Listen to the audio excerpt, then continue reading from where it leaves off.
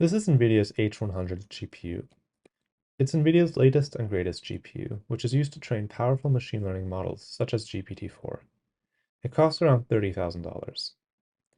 In contrast, here's the Tesla Model 3. It's an electric vehicle with limited self-driving capabilities. Tesla regularly updates its software to improve the self-driving. It also costs around $30,000.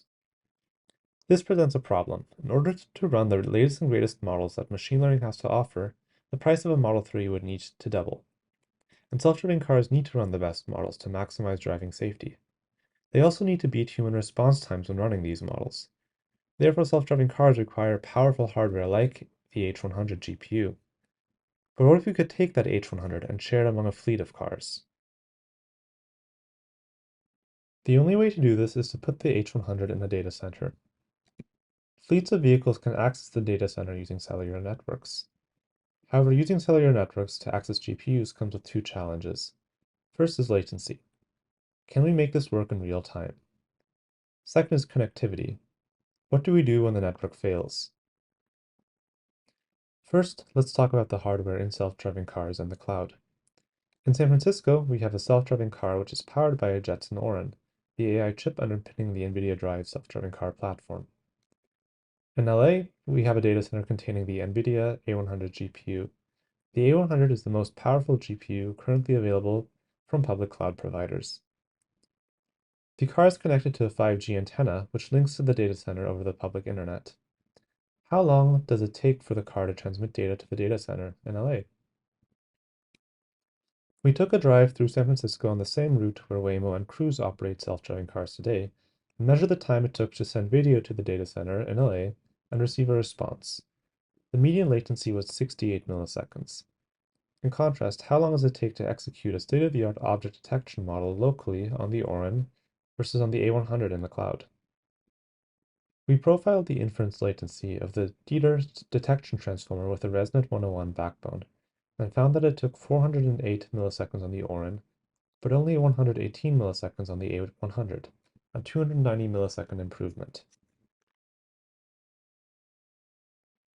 We find that in average network conditions, executing in the cloud outperforms executing locally by 222 milliseconds, a more than 2x improvement. But what is the performance under worst-case network conditions? On our drive, the 99th percentile latency was around 3 seconds. Under these conditions, executing locally performs much better.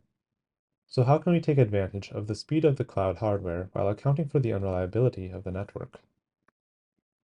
To solve this problem, we propose a best effort, speculative approach that uses the cloud when it is available and falls back to local compute when it is not. I'll explain this design using the motivating example of an object detection component, which identifies objects and bounding boxes on images. First, an image arrives from the camera for processing.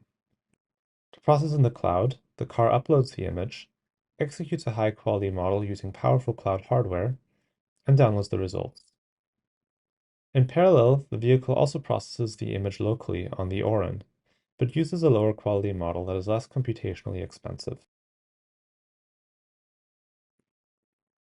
When the network latency increases, the system detects that the cloud result wasn't received in time and uses the results of the local execution. This enables our design to take advantage of the fast, powerful cloud hardware when network conditions allow, which increases AV safety by enabling the execution of powerful compute-intensive AI models. Simultaneously, when network conditions are poor, the AV can fall back to results from local computation. Therefore, this design ensures that AVs that are connected to the cloud are strictly safer than AVs that only use local computation, and we validate this experimentally in our paper. In summary, self-driving cars should use the cloud. It provides a large pool of powerful resources at low cost. Furthermore, 5G networks are good enough to facilitate data-intensive connections to the cloud in real time. Our speculative approach ensures that using the cloud strictly improves safety. For more details, please read our paper.